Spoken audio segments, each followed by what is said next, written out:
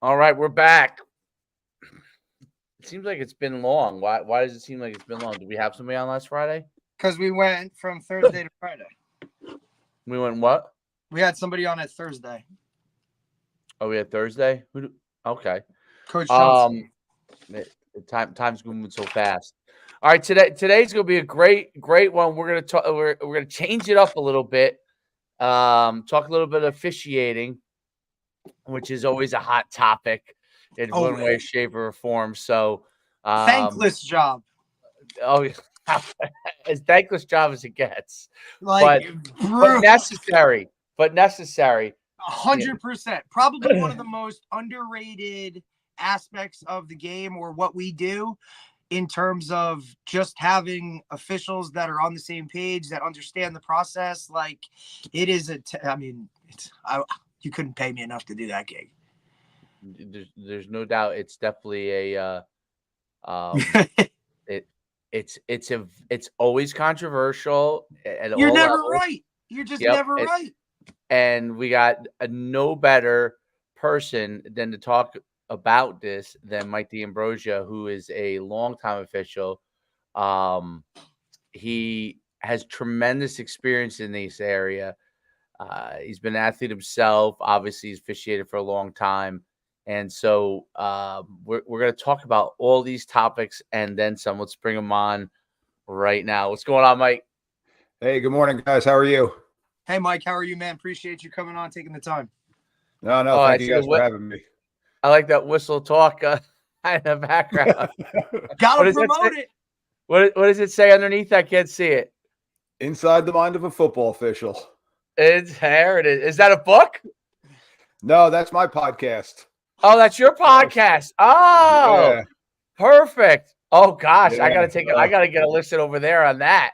Yeah, I've had a couple of good guests so far. Got a couple of them lined up. So I had Danny Garrett on just recently too. So I know you guys have spoken with Danny before. Yep, absolutely. We had Danny Garrett on. We can't forget him. Oh yeah. Before we dive into all of this, why don't you give everybody a background, officiating, sports, playing, all that kind of stuff, so we get a good background on you, and then go from there. Sure. So I'm plugging Danny because Danny and I actually were college teammates together and actually roommates back in college, back at Montclair State. Yeah, go Redhawks. So I actually, my college career kind of got cut short. I had a couple of injuries. I was told that I had injured my neck, and so I actually stopped playing on my own volition. And Coach G, at 21 years old, offered me a coaching position. So I actually started coaching at Montclair, and ironically, I was Danny's coach his last year, his senior year. He and I were still roommates, and I was coaching him. So it was an interesting dynamic, to say the least. Little different dynamic right there, that's for sure. Yeah. Positive as I was coaching tight end, so Danny was still on the defensive side. Yeah, he was just, beating the shit out of the tight end every play. That's fine. Pretty much. But so yeah, I got into coaching right away, and I coached at Montclair for 3 years. Then I jumped with Coach Billy Johnson to Passaic Valley, and I was offensive coordinator there. Week. Oh, you had Moose on? I didn't realize that. Awesome. Yeah. Dave got the understanding of the Moose thing, so now he gets it, right? Oh, that's right, Moose. All right, Mo. So, I got to coach at Passaic Valley with Billy for a couple of years. He allowed me to be the offensive coordinator and special teams coordinator there with him. But then my family kind of brought me back to where I was back in Monmouth County, where I grew up. So I moved back down to Monmouth County, started coaching and teaching in Monmouth County. Bounced around a little bit, was at Freehold Township, at Marlboro. Got to coach at Monmouth Regional with Bobby Acosta. And then I finished up coaching at Barnegat because I was living in the area. But again, now I have kids. The coaching aspect was starting to get to be a little bit too much with the commute, with the summers and everything like that. So I retired from coaching high school sports, I should say, because now I'm coaching my kids' sports. And so I had all the background of coaching and yelling at the officials and thinking I knew everything about the sport. And I was approached at my school by another official saying, "Hey, we're always looking for people that know the sport, that are involved, that know how to deal with kids. You're a teacher. Have you ever thought about officiating? And I'm like, are you crazy? Heck no. And I heard your guys' intro for the same reasons. I'm like, it's a thankless job. But then I sat back and I was thinking, I'm like, well, this is a great way for me to stay involved in the sport that I love. I thought I knew everything at the time, like all coaches. So I decided to take the class, and here I am 8 years later, working on a great crew. Got to work a state championship game this past fall. Working a couple semifinal games, got some big games, and having some fun, getting to see from a different perspective. Yeah, so that's a background thing that I think a lot of people don't realize, that the playing background usually precludes a lot of guys coming into officiating. So, Right. the one of the myths of coaches on officials is that they don't know anything about the game. You know what I mean? That Yep. they're just officiating on the rules, right? And they don't know actually how it all works. But that's actually not true. Most officials played the game, and that's one of the kind of myths of officiating. Talk about kind of some of the. I mean, there's a lot we could cover on this, but talk about some of the things that you see going on in officiating that, from the time you started 8 years ago to now, that are maybe rule changes, or I mean, we'll get to the NFL thing, which we definitely want to talk about, because that's a hot topic and tackle. Yeah.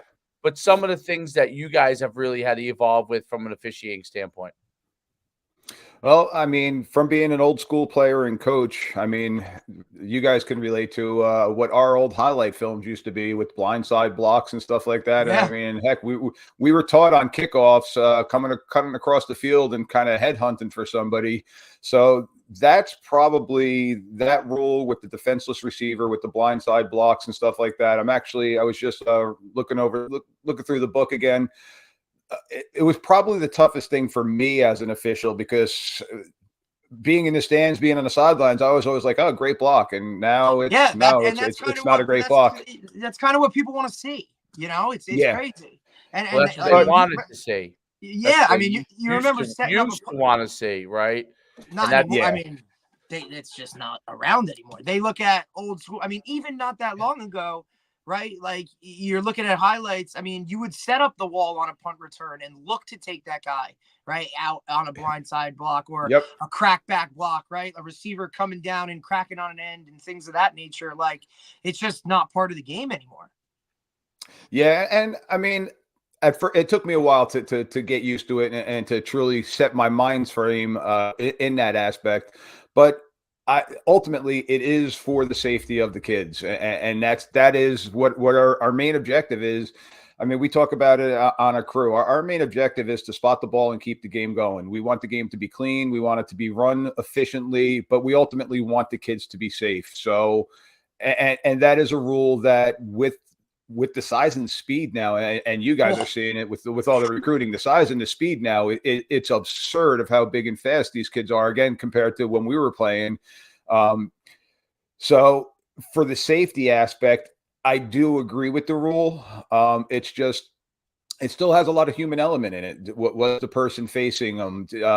Was he able to defend himself? Was the receiver have an opportunity to regain control? We had a situation with a hit on a defenseless receiver where they're trying not to go low, but the kid never got to the ground. He got his legs taken out from underneath him, and we had to call that penalty because he came down violently. And again, that was what we used to teach as coaches. A bigger receiver, chop him down like a tree.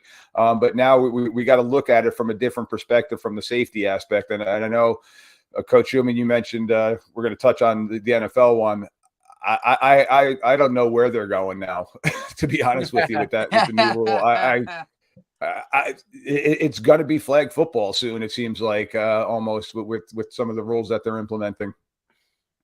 But I got to say that the blindside block and that crack back block were probably the most difficult ones for me to set my mind straight on and say, all right, that's now a foul. I got to throw that one. Like the holding penalties, the false starts, those are the easy ones. But it's those big 15-yard penalties now too. You don't want to throw them because they are drive killers. But again, it's all about the safety of the kids. We're ultimately there to make sure that the kids have a great experience, have fun, learn the game in a safe environment, or in the safest environment, because it's not a safe environment at all. That's just not the game. No, Right. it is still a violent contact sport. Right. 100%. What's interesting? So like the crackback block, for example, like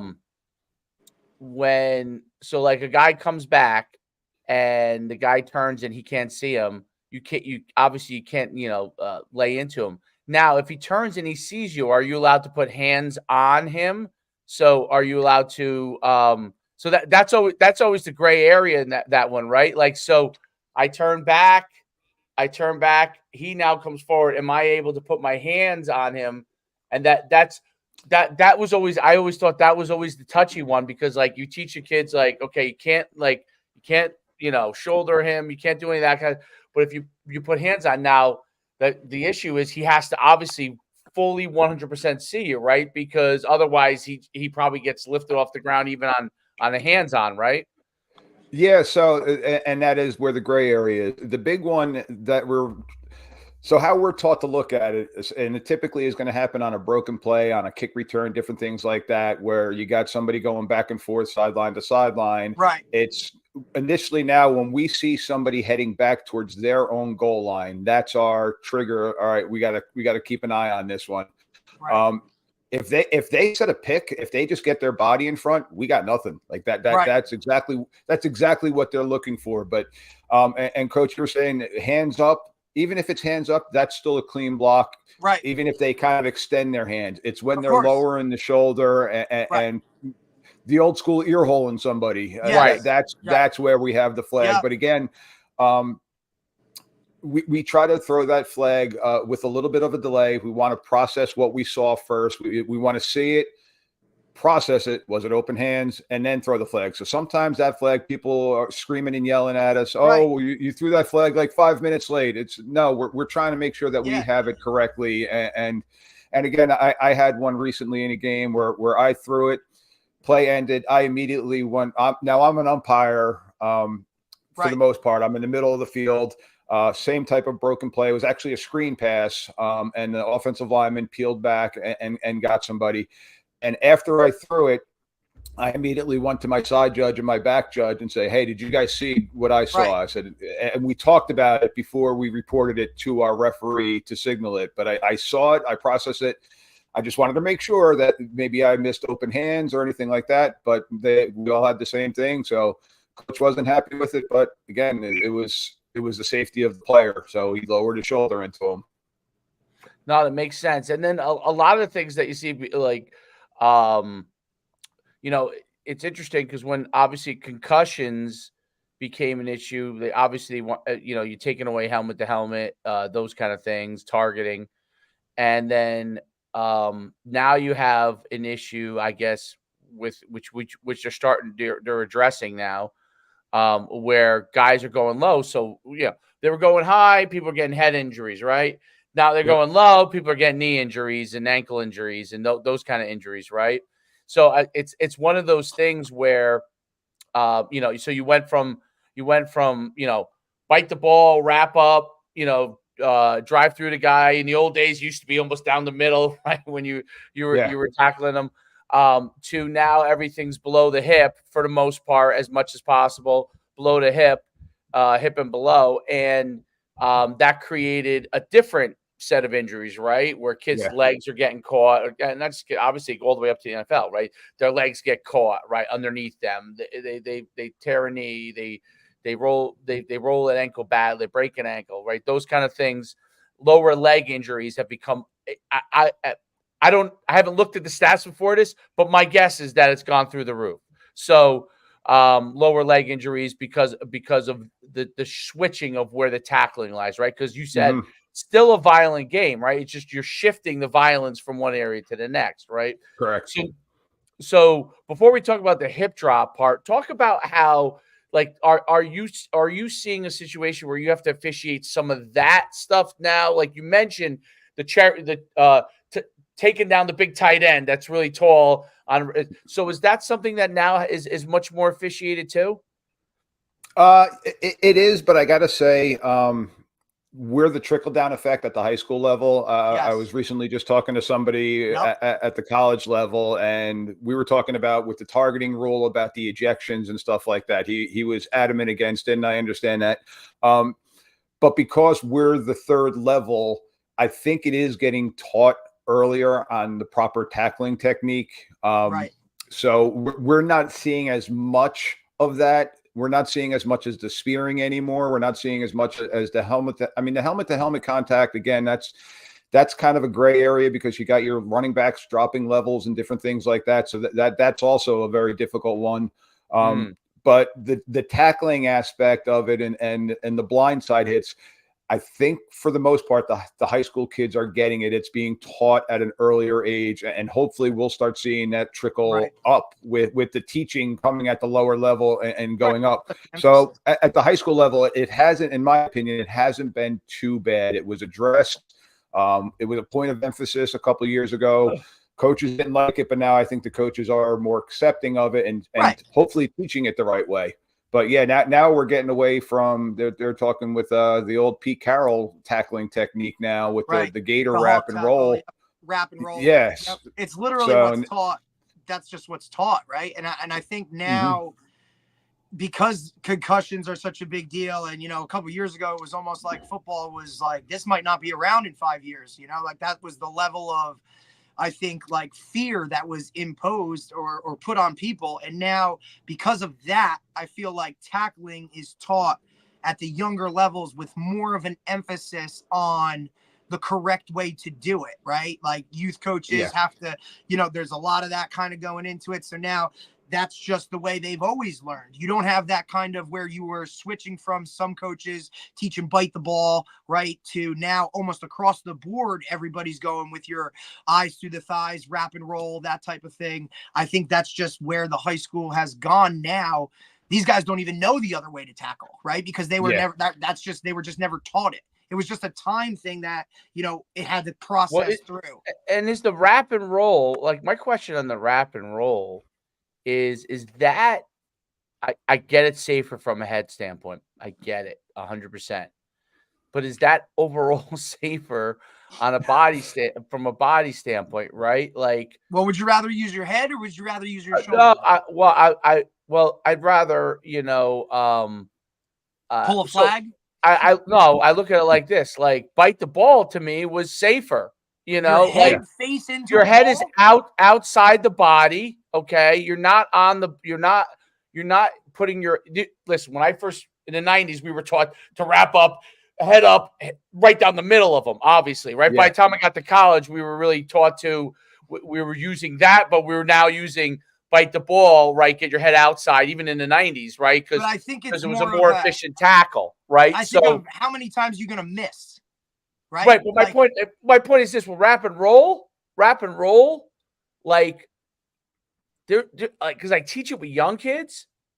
It's like people's legs get caught underneath themselves all the time with wrap and roll. I see it. Oh, you're thinking from an offensive perspective, getting hurt. I'm talking about from an offensive perspective. Oh yeah, I'm talking about defense. 100%. Well, I mean that's what we're talking about with mostly for concussions. I mean, yes. Defensive players get hurt in concussions too, but they still can get hurt no matter how they're tackling. But it was the offensive players that were getting knocked out. That was the biggest issue. Receivers coming across the middle and someone laying them out, defenseless receivers. What I'm talking about with the wrap and roll is first of all, I don't think it's a very efficient way of tackling. So there's a whole bunch of things that go into it because it's near hip and as the most efficient way to tackling, everyone hates when I say this. The most efficient way of tackling is get your shoulders across the person, okay, head on the outside, and whether it's at their hip or their lower and legs, wherever it is, even stomach area, and get across and wrap them and grab cloth from behind. That's the most efficient way to tackle them, and it's the most efficient way to get them down, and probably, in my opinion, the safest way for both people. Now, obviously, when you come up head, I agree. Yeah, you start to come up higher. Obviously, that becomes dangerous for both people. Obviously, right? That and obviously when you go way low, it becomes dangerous. Now it's not as dangerous for the defensive player, but now it becomes dangerous for the offensive player with knees and those kind of things. So that's where I think the Pete Carroll thing was a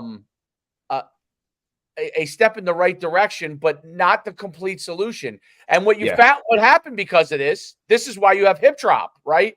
The hip drop issue is because of wrap and roll. So they're wrapping and they're rolling and they can't get them down. So in order to get them down, they drop their hip. That's why it's become a thing. And that's why I agree. Like old school thought process, again, getting your head across like you're talking about. But when you're seeing the wrap and roll, they're stopping their feet. And we're teaching everybody, keep your legs driving, keep your legs driving. But now all of a sudden we're teaching them to stop their feet. And now that's turning into the hip drop, where if you're getting your head across and running through the player, worst case scenario is you're stopping forward progress and the play is going to be over even if you don't bring the person down. So I'm still teaching that at my son's level, to 12-year-old youth level, of getting across and getting your feet going, because the wrap and roll, it turns into an arm tackle. And again, talking about the size and the speed of the kids today, you got 225-pound running backs that are running right through it. I mean, heck, you got 215-pound wide receivers that are running right through it because their legs are so powerful that if you're not running your legs, you're not stopping them. And that, again, turns into all right, let me grab them and drop down. And it's almost, I mean, I understand the rule that they put in and why they put it in, because basically the tackle has turned into a horse collar tackle where you're pulling back and you were seeing those horse collar injuries. But again, it's taking away the nature of the game in essence, of how to teach it properly. Again, if you're teaching them to keep their head out of the way, get it across the body, and run their legs and keep their legs going, you're gonna take away a good amount of the injuries. The other thing that I thought which is interesting is, and because you coach youth, you see it more in youth, because when you go and they haven't learned all these skills yet, right? So keeping their head up is a problem at the youth area. So when you teach wrap and roll, what do all of them do? They all put their head down, right? Yep. All of them. It's just when you go to wrap and roll, when you're going that way as a kid, your head goes down. Okay. It's correct. We really have to overemphasize to get them to keep their head up. So what I like, I watched a lot of rugby stuff, right? Like, yes, they wrap and roll I've noticed as a finishing last resort, meaning they go through, they run their feet all the way through the body, and then they roll as a last resort.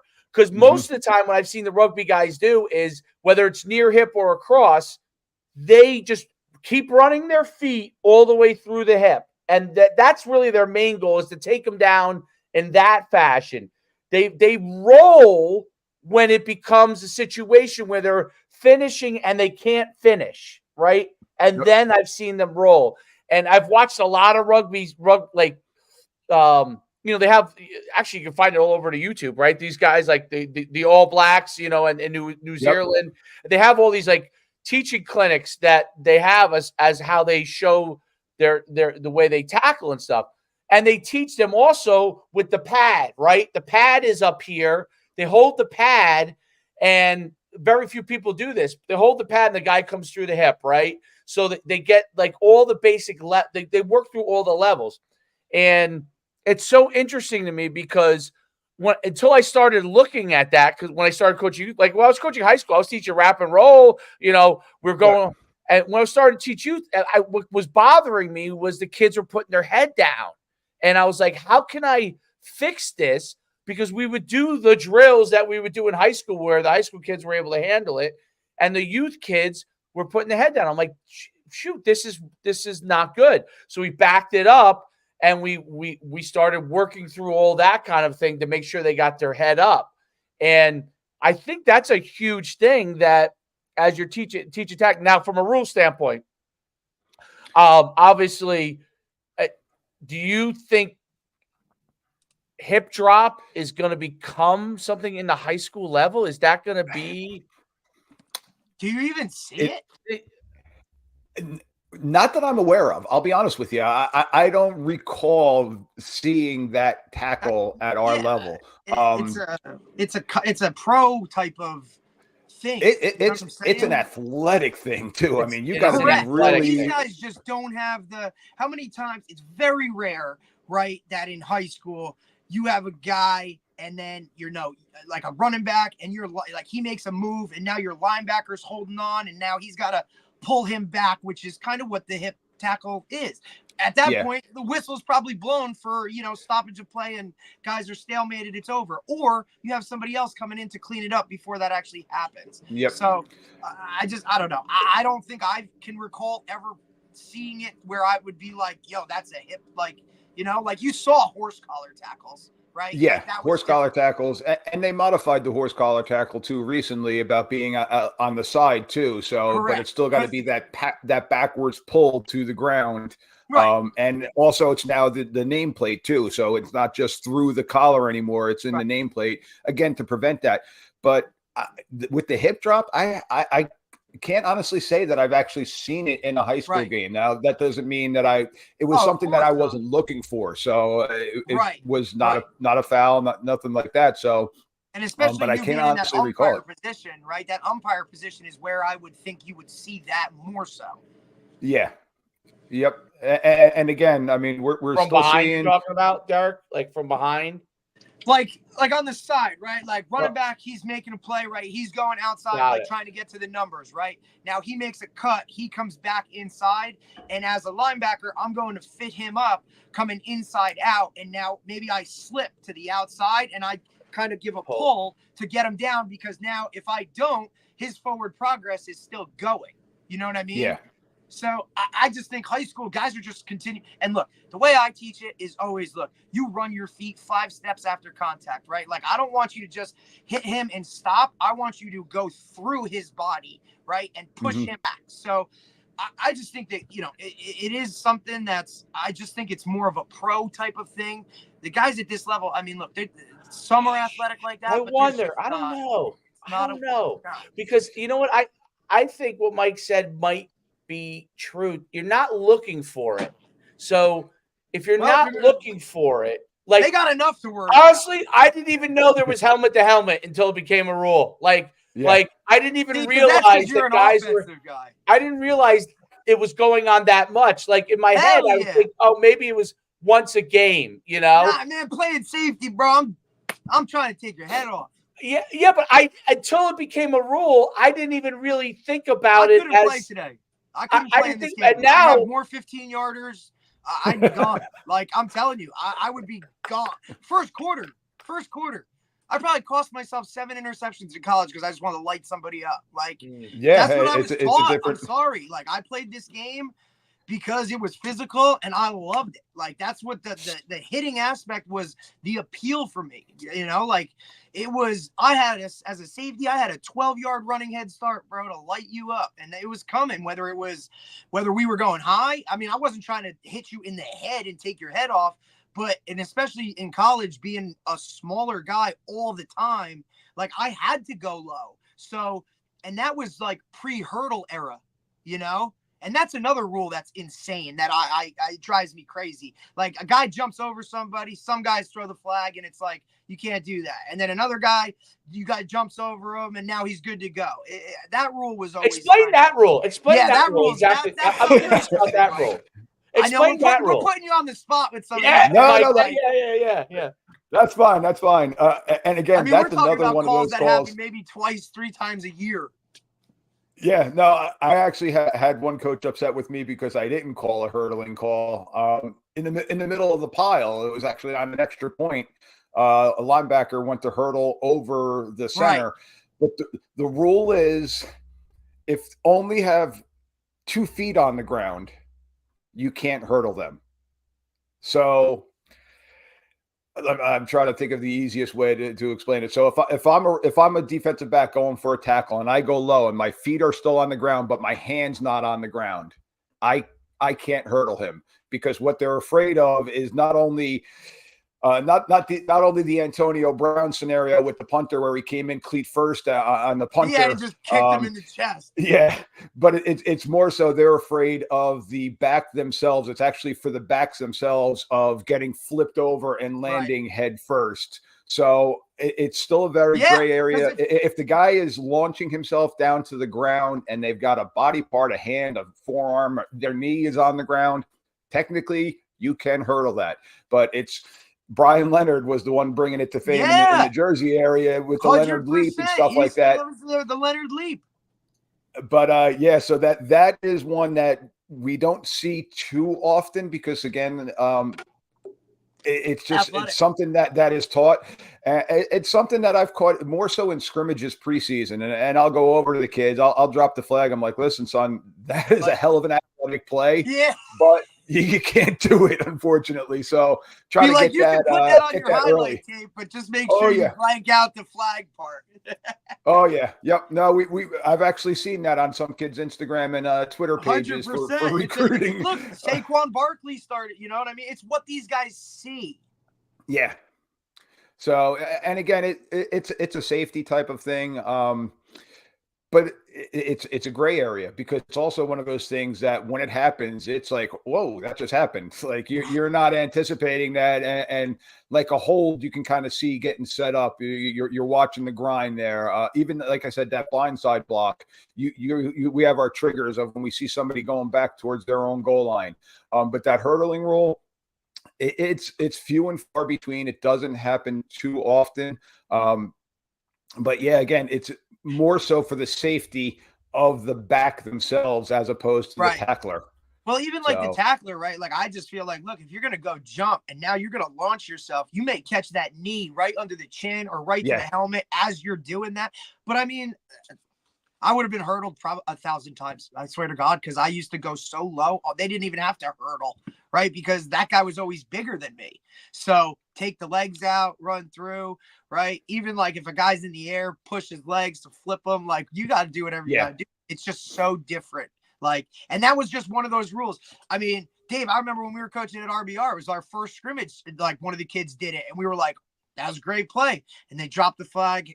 Explained it. Okay, cool. Like now we get it, right? Yeah, Ferragine. I remember him. Yep, he went right over. I was like, "Whoa!"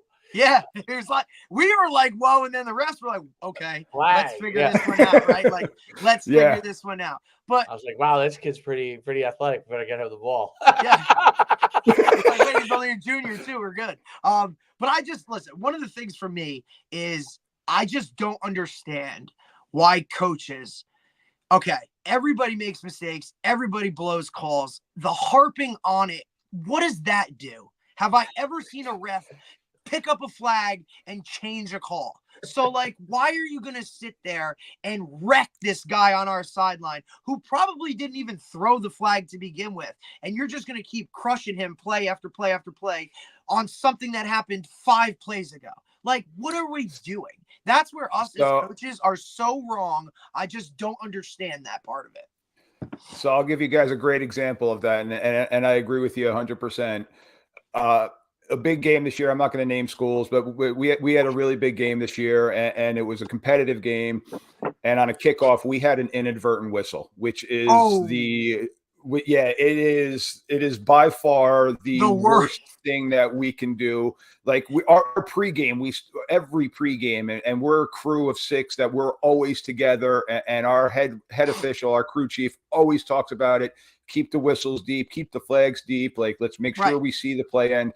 Technically, by rule, the play ends itself. It's not ending on a whistle. The whistle is just after the play is over.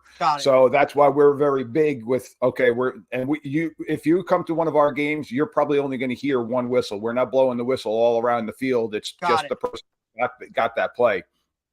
But we had an inadvertent whistle, and our guy owned up to it. We came together as a crew. We talked about it and said some expletives in our own referee huddle itself.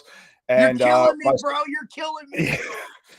Myself and the head referee had to go to both sidelines and explain what happened. And the coach of the team that it hurt had some expletives, but then he's like, "All right, let's go. Let's play football." And from that point on, he did not say boo about it. He understood we screwed up. We made a mistake. It was a human error. It was a bad mistake. But we made the error. We owned up to it. And from that point on, we just played football and we officiated the same way the whole time. The head coach did not say anything to us the remainder of the game. He moved on from it. It was a special teams play. Unfortunately, the special teams coach, every time there was a punt, kickoff or anything, was sitting there screaming and yelling, "Oh, here it comes again." And we're like, "Coach, come on. Like, we understand. We screwed up. And we're also, I mean, we're not big into we're not doing the makeup calls. Like that's not what we're there for. Like, oh, we're there to officiate the game. There, so now I got to go get this one for this guy. A lot of guys do that. Like, you know, like, especially if now a coach is all over you for that call. Now you almost feel like, all right, I just want to shut him up. So let me give a call, you know? And I think that's where us as coaches can change the whole narrative, because in reality, like, you're not the enemy. Some of these coaches, I feel like, look at referees like they're the enemy, or he's out to get me, or they just don't like us, or it's because of who we are. How about you just worry about your team, be good enough that you don't have 15 holding penalties? Correct. And it's funny because all the years of coaching, my coaching background, I recently went to the Glazier coaching clinic this past year. Like, I'm still looking to try to get better to help my son. Of course. So I'm seeing all the high school coaches and stuff like that. And they're like, "Oh, what are you doing here?" I'm like, "Well, coach," I said, "now when I'm in the middle of the field and you call a dumb play, I'm going to look over the sideline and say, 'Hey, why'd you call that?'" What? Right. Like, you took the same notes I did, dude. Like, that's on you. Yeah, why would you take a timeout there, coach? That was dumb. Yeah, like, you're the worst coach ever. Last one. What are you doing? Like, you know? So yeah, we're not allowed to do that in the games to the coaches. So it's and how I can only imagine. I mean, and that was always my fight with it. Like, I'd be coaching like the kids on the field. I'd be like, "Dude, you got to look for this," and like, I just wouldn't be able, especially if I was like the back judge just sitting back there doing this. I'd be like, "Buddy, you got to run a better route. Like, why is your coach calling that?" Like, it's just, I get it, but I just think I get the yelled more at football with knowledge you guys have, I think the better. Yeah.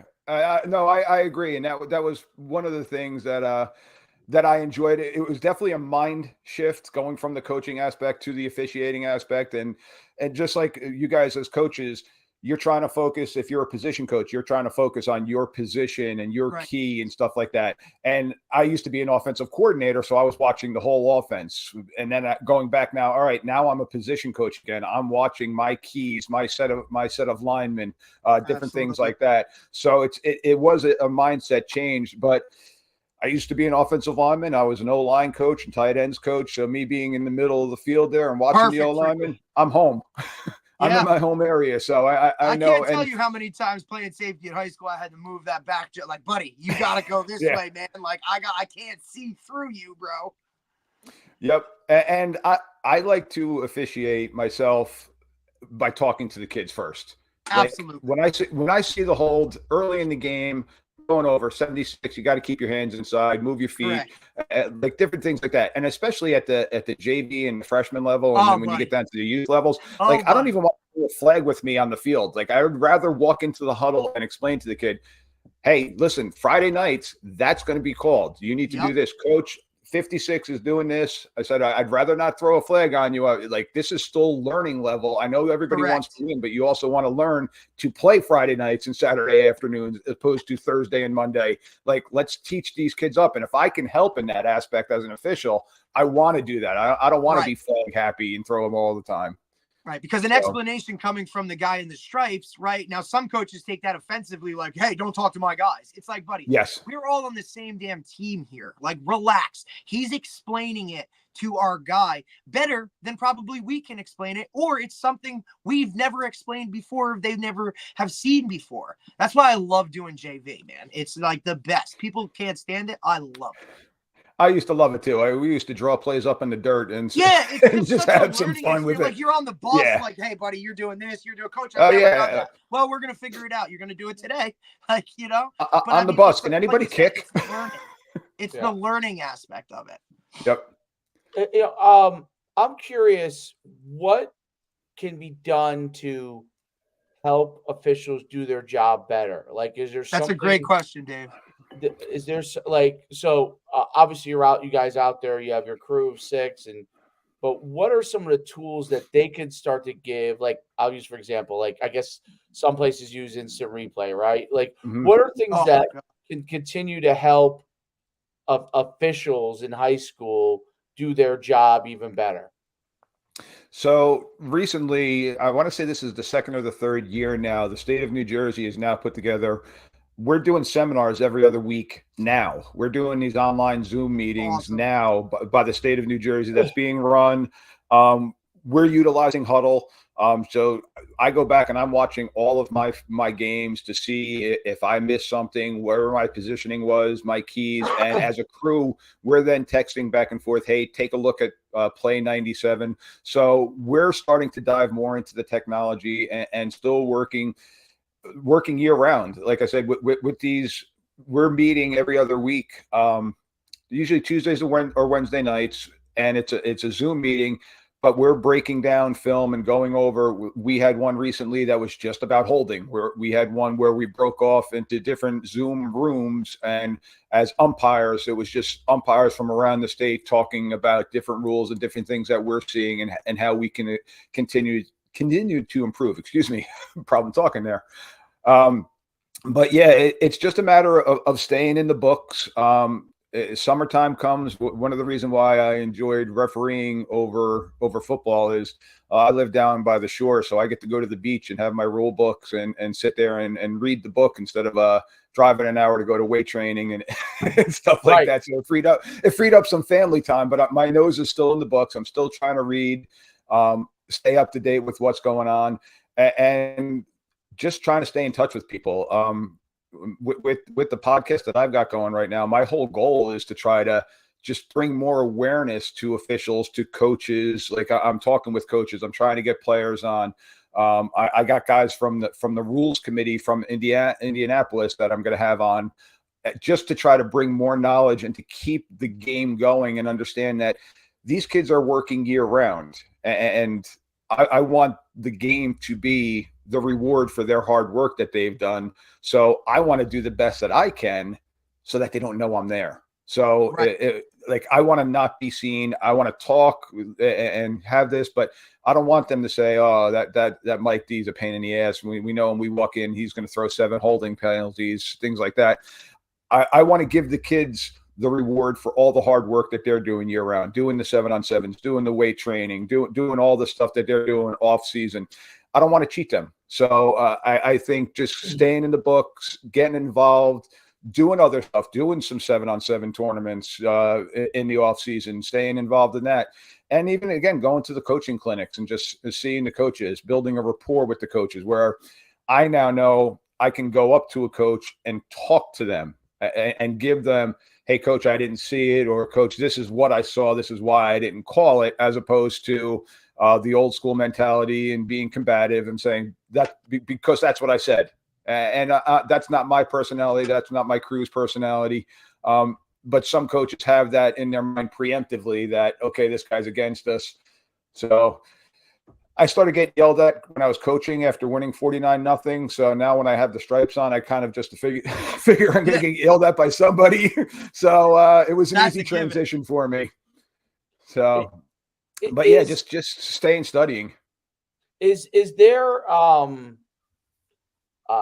there's always talk about like shortage of officials. Like, is there a difficulty getting officials to do football, and what are the contributing factors to that, if that is the case? Yeah, our numbers really dropped initially because of COVID. COVID was the first thing that really hurt us. I mean, and I'll admit it. When I was officiating the games during COVID, I was masked up. I had gloves on. I had an electric whistle. I didn't know. I was like, well, I'm going to take whatever precaution I can here. Right. Where a lot of officials did opt out at that point, and unfortunately didn't come back. So the numbers started dropping there. We're seeing we are now in New Jersey and the shore area, we are actually seeing a little bit of an uptick now in the last year or so with getting new cadets in there. But we got to a point where we were having so many Friday night games, we didn't have enough crews. Right. So it was something that was difficult, and our assigner would try to contact some of the ADs, and they were like, listen, can you guys move a game to Saturday? We know you have the lights and you want the Friday night lights. We don't have enough crews, or the crew that you're going to get is you're going to not be want, a mixed crew. Yeah. So, it put a strain on our assigner in that aspect. Numbers, and it's national right now. The numbers have it's gone not down. just select here. It's not just in this state. It's all over. Yeah. And I'll admit myself, I stopped doing the youth games because initially when I was doing the youth games, some of the towns would have 12 coaches on the sidelines for 20 kids, and we would have 3 officials on the field trying to watch 22 kids.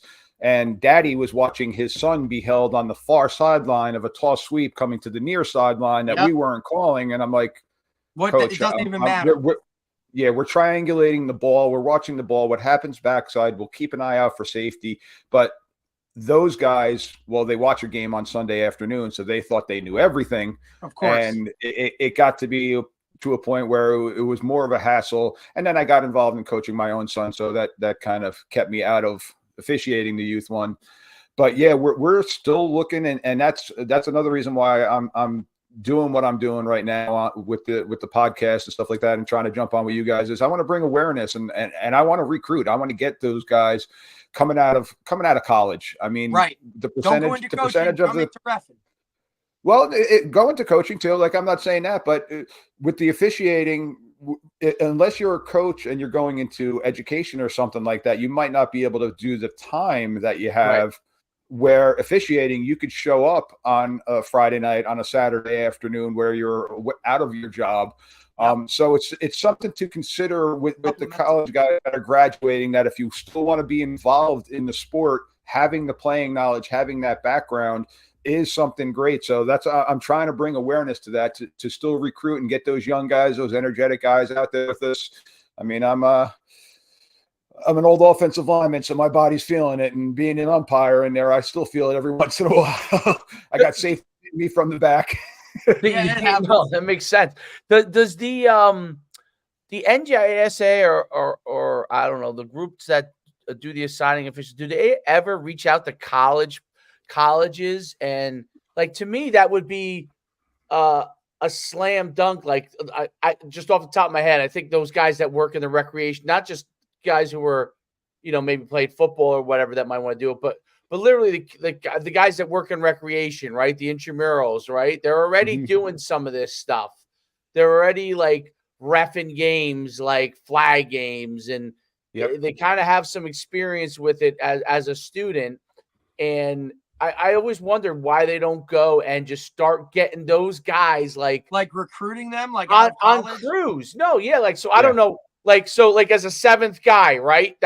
This is the guy that's training. He's not making any calls per se, but he's shadowing. So you have a 7th. That's kind of what they do now, right? Like, if you get into it as a cadet, like, you got to do some games where you're literally just holding the sticks on the sideline. But there's no young guys. They're almost all of them are older. Because none of them want to go and only make $50 a game. I don't know about that.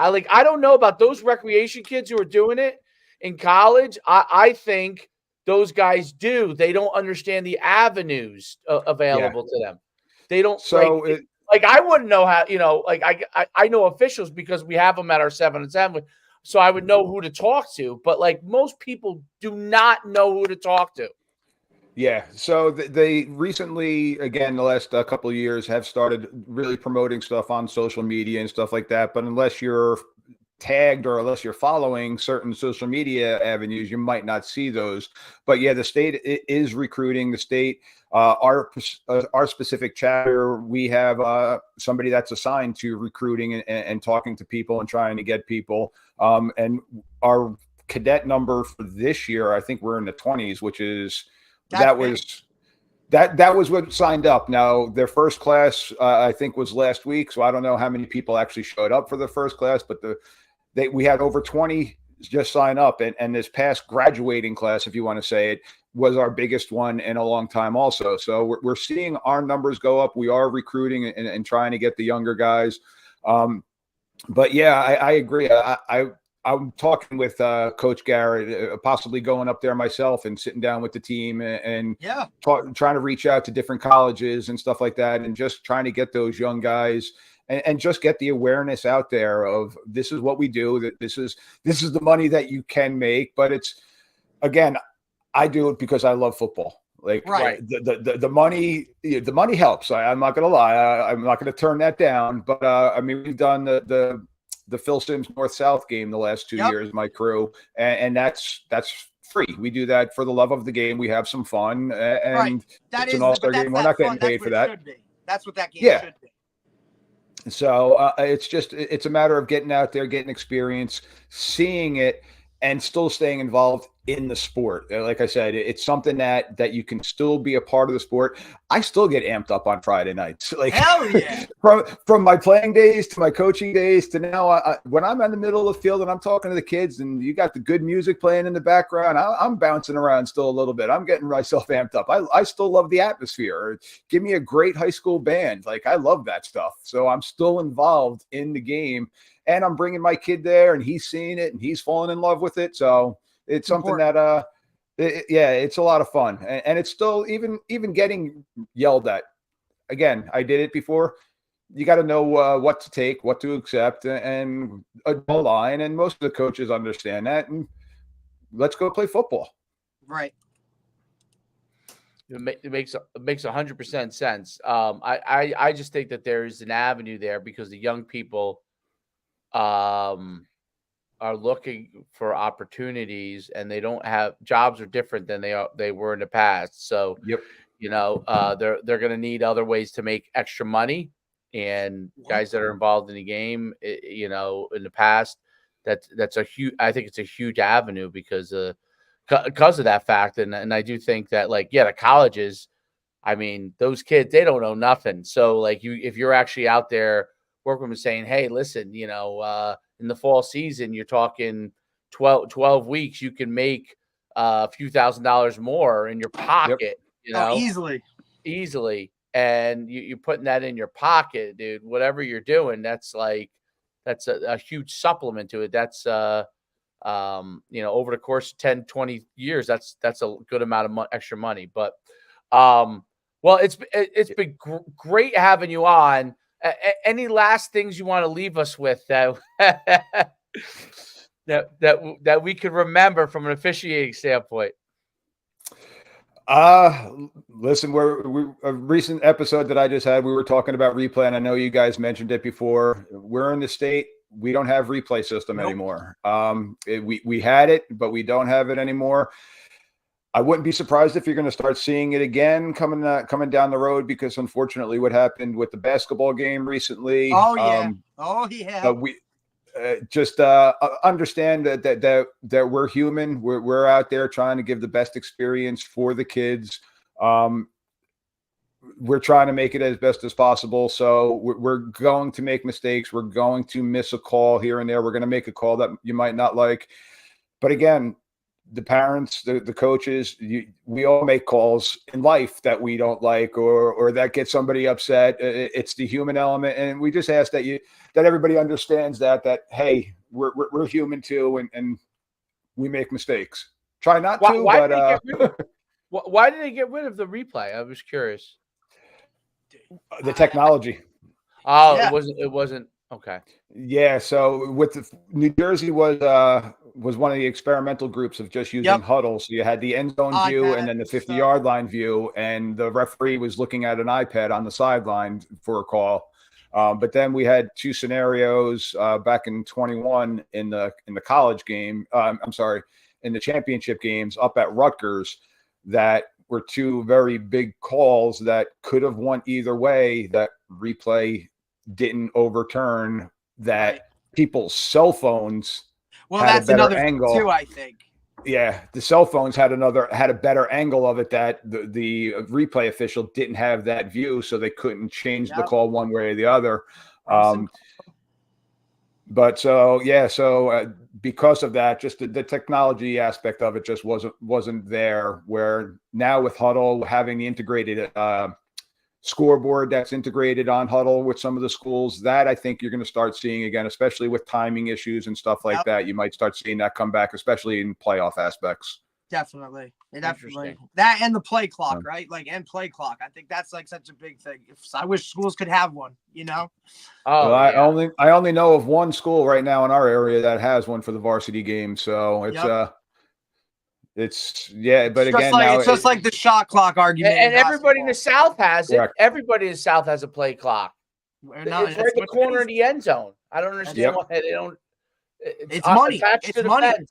I've seen it at every place.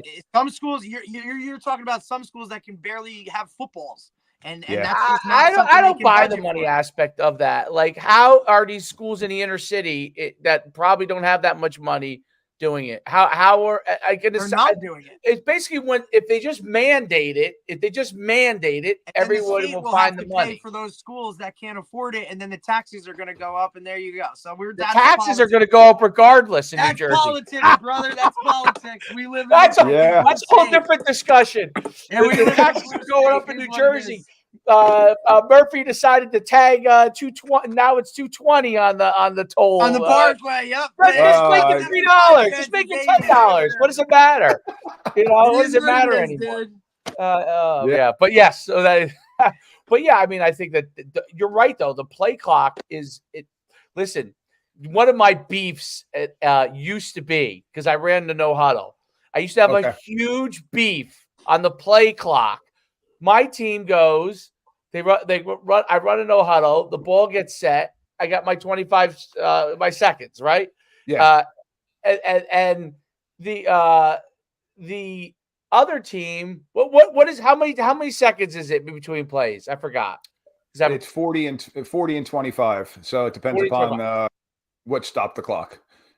What stopped the clock? So So no huddle would end up only basically having that 25 a lot of times. And the teams that huddle, they wouldn't roll the clock until those guys get into the huddle. Play comes in, and it would drive me nuts. It was like, why am I running the no huddle? Like the whole point of it. And I feel like now there may be obviously a lot of officials now that are getting more and more on board with it. But it used to be one of my sore spots was running a no huddle versus team. Teams would sit on the ball in the huddle. Like I remember when we would play Homedale, I'd be running no huddle, okay, and then they would take forever to get into the huddle, take forever to get the play on. I would watch a minute plus tick off, and before the next play, That was one of my pet peeves. It used to drive me bonkers. And I could never get an answer for why are they who's moving slower? Explain that one to me. So the rule is when the play ends and you'll see the official put their hand up that they've got the spot. So when the play ends, it's basically 40 seconds from that time. So each team gets 40 seconds. If there's a stoppage in the play because of a penalty or something like that, it's going to be 25 seconds once we blow the ready for play whistle. So it's those are the basics of what the timing rule is. I can't lie to you. Some people have a 45-second clock as opposed to a 40-second clock. It depends on the crew and who's on the watch and when they're going to restart it. And the funny thing is I had a coach complaining to us one time that was up by 30 points. Oh my God. Come on, dude. And that he's like, they're taking too long in the huddle. I'm like, Coach, that's your team. Yeah. Be like, that's you guys. Don't you want the clock to take a little bit more time to get out of here at this point in time? Right. He's like you're already getting embarrassed. What are we doing? So that's interesting.